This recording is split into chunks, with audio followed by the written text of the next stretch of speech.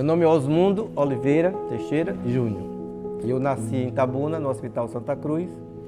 Meu médico foi José Pinto da Silva, que era meu padrinho de crisma. Naquela época tinha crisma, não sei se agora ainda tem crisma, mas eu fui crismada. Tive 2 irmãos, uma irmã que morreu com 12 anos e o meu irmão que morreu há 8 anos passado. Meu pai é de Itabuna. Eu sou bisneto de Querubim Oliveira e minha bisavó era irmã do fundador da cidade. A nossa vida era praticamente em função do cacau, porque todo mundo tinha cacau naquela época, entendeu? Nós tínhamos uns amigos que eram do gado, mas naquela época não se misturava uma coisa com outra. Mas a gente tinha amigo de todos os lados. Enfim, aí eu estudei com Rita Fontes, Rui Povas foi meu professor, vários. E desde pequeno, eu fui católico, minha avó era católica fervorosa, e foi ela que praticamente me levou para a igreja, junto com meu pai e minha mãe, todo mundo era católico lá em casa. E eu sempre questionei os santos, não por serem esculturas, mas pela forma que eles eram. Eu tinha medo dos santos de gesso, achava horríveis, achava que era como se fosse uma fotografia mal feita. Foi quando eu comecei a desenhar. Nesse meio tempo, uma tia de minha mãe, que morava em Itambé, nos apresentou um japonês.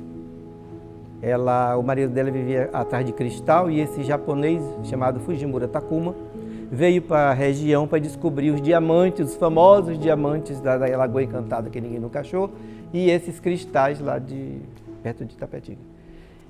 E ele ficava hospedado lá em casa. Foi ele que me ensinou o que era o budismo Shinto, porque eu não sabia nada de outra religião, a não ser o catolicismo. E na meditação dele, ele desenhava. E foi a partir do que ele fazia que eu me inspirei também para desenhar. Nos anos 90, no auge da CEPLAC, a filha de Paulo Alvim, que fazia taxonomia botânica, casou com um holandês e foi embora para a Holanda. E o cargo ficou vago.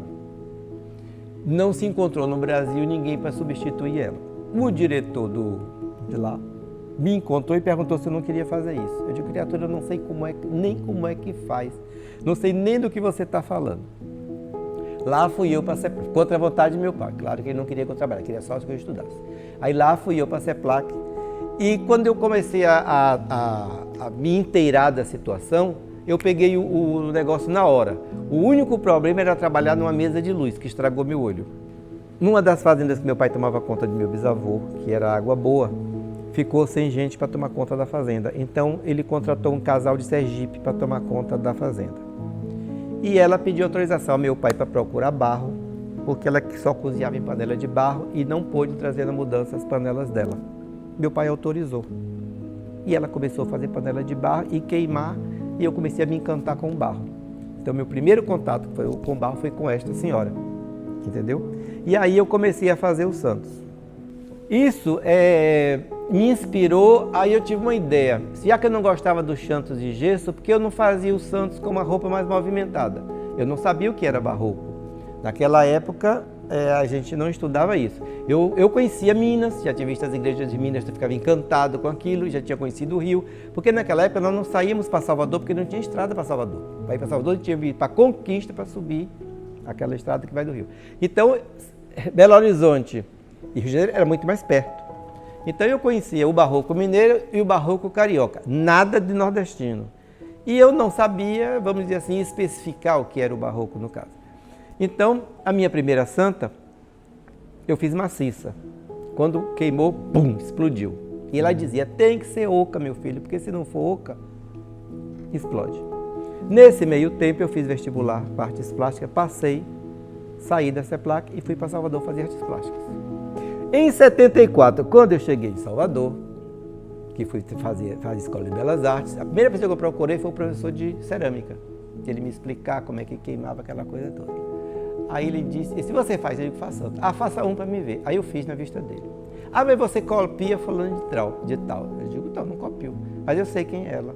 Ela foi minha vizinha em Itabuna. Então, essa vizinha que me comprava era a santeira da Bahia quando eu cheguei em Salvador.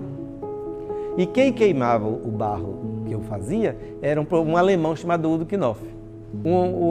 Durante o dia, eu estudava, de manhã eu trabalhava de tarde ou vice-versa, de acordo com a quantidade de matérias. E comecei a trabalhar com ele. Então, o que é que eu faço?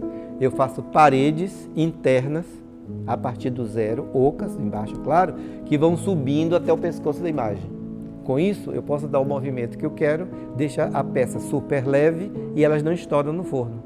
Nós tivemos um governador chamado Roberto Santos, que para mim é o número 1 da história do governador da Bahia, ninguém chegou a pés dele, nem a esposa dele. A esposa dele, Ana Amélia, resolveu fazer um encontro de santeiros nordestinos.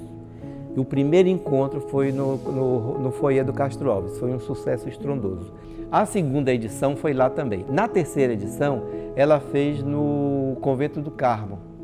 E eu inventei, eu disse assim, olha, eu não vou fazer santo avulso, eu vou fazer um presépio.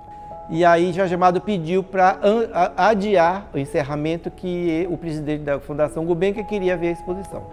Ele olhou a exposição inteira, eu não estava lá no dia. Quando ele chegou no meu presépio, ele falou, quem é o copista de Machado de Castro aqui do Brasil? Quem é esse menino?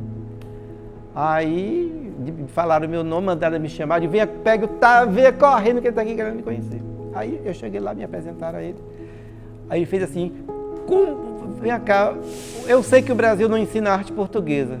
Como é que você copia Machado de Castro? Eu digo, eu não copio Machado de Castro, eu não sei nem quem é Machado de Castro. Ele enlouqueceu, deu chilique. Você não sabe quem? Eu digo, não sei quem é, sinceramente não sei. Aí ele falou, ó, Jorge Amado, manda esse menino para a fundação, eu pago para ele saber que é Machado de Castro, vai fazer uma bolsa lá, ele tem que ir. Aí ligou para o governador, resolva, eu quero ele daqui a um mês em Lisboa. Foi assim a história. Quando eu voltei de Lisboa, que eu não queria voltar, vamos combinar, né? Mas eu tive que voltar para aqui. Não quis ficar em Salvador, porque eu acho que cidade grande é tudo muito tumultuado, eu não gosto muito eu gosto muito de paz e tranquilidade, vim para cá. Esse terreno era de meu pai, ele me deu, porque o bairro aqui era uma fazenda da família da gente. Eu fui procurado por Renato de Magalhães Gouveia de São Paulo, que na época ele era o maior leiloeiro do país. Ele me ligou, porque ele tinha conhecido uma pessoa que tinha me conhecido em Lisboa, viu uma peça minha, e aí ele queria que eu fizesse um São Pedro para ele.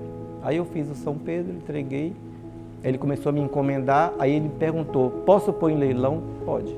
Aí ele começou a leiloar minhas peças, então eu comecei a vender no Brasil, quando eu voltei, através de São Paulo, com leilão. Então tudo era leiloado em leilão e saiu muito bem, e um bando de gente importante comprou, para mim foi uma maravilha esse detalhe. E numa dessas idas a São Paulo, eu estava no escritório dele, fui apresentado a Zanini Caldas, ele é de Belmonte. E aí, Júlia Hermínia, que ainda está viva, mora na França hoje, quando eu entrei na casa de Júlia Hermínia, eu caí duro. Eu digo, Júlia Hermínia, que casa está em pé lá até hoje, a casa é deslumbrante, a casa mais linda da Bahia é ela, para mim, né? Aí ele falou assim, foi eu que fiz. Eu digo, você é artista ou é arquiteto? Aí eu sou artista-arquiteto. Eu digo, então, Zanini, eu lhe dou, você vai fazer meu ateliê. Porque na grande realidade, os itabonenses têm vergonha de dizer que é artista. Eu não tenho vergonha de dizer que sou, inclusive dizer que é ceramista, porque até hoje existe uma peja contra o ceramista. Quem faz cerâmica no Brasil é arte popular. Aquele que fica lá no cantinho, de pé no chão, com a fogueirinha de lenha. Concordo, mas eles são tão artistas como eu. Eles não se valorizaram mais, talvez por causa do estilo, porque não começaram a cobrar caro. Porque ou você coloca seu preço no valor que você pode sobreviver, ou não vai trabalhar. Nós temos nessa cidade e na Ilha de Itabuna um número de artistas natos indescritivelmente bons. Nós temos pessoas que nascem nessa cidade com um QI que você não consegue acreditar. Eu tenho conhecido pessoas aqui que eu tenho ficado de queixo caído dos pais e deles próprios não trabalharem no que vieram para fazer, entendeu? Porque estão indo para profissões que não são a área dele e não vão ser bons. No que ele é bom, as pessoas não estimulam a crescer. Sublimação é a palavra que Itabuna precisa aprender a aceitar. E isso não pode vir por político, tem que ser do povo. Nenhum político, como as pessoas acham que são os donos da cidade, eles nos administram, mas não são as pessoas que levantam a cidade. Quem levanta a cidade é a comunidade.